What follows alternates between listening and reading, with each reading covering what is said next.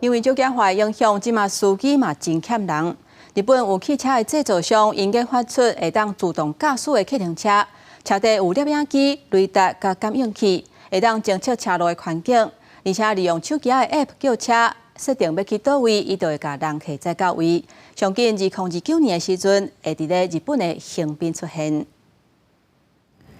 驾驶椅都无侪人，handle路帅家己叮当，这是日本汽车制造商日产汽车试验车辆的自动驾驶系统伫横滨市区上路的状况。日本因为老大人人口的比例逐当伫增加，加上欠汽车甲客停车的司机，和汽车的制造商一直向车辆自动驾驶技术发展。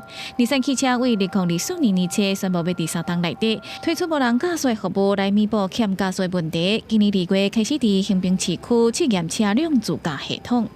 安全性や信頼性を確保しなくてはいけないと思っています。そのためにはこの車の上に乗せる自動運転システムだけではなくて、それが車のシステムと一体となった形で信頼性や安全性を確保しなければいけないので、こういうところはやはり自動車会社がやらなきゃいけないことだと思っています。 想要利用无人客停车，乘客会当利用手机 App 叫车，设定要去的所在，就会自动找附近的空车。乘客会当伫指定的地点上车，互客停车安全送去要去的所在。 QR コードが認証されました。足元に気をつけてご乗車ください。ドアが閉まります。発車準備ができ次第出発します。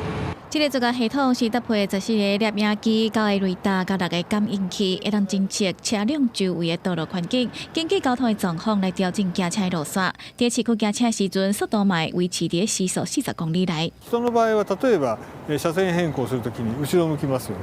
その時に当然視線は前からそらさなくてはいけないです。でもこの車の場合は常時全周囲をセンサーで検出していますので、常に後ろの方向を見ていますから、車線変更できますから。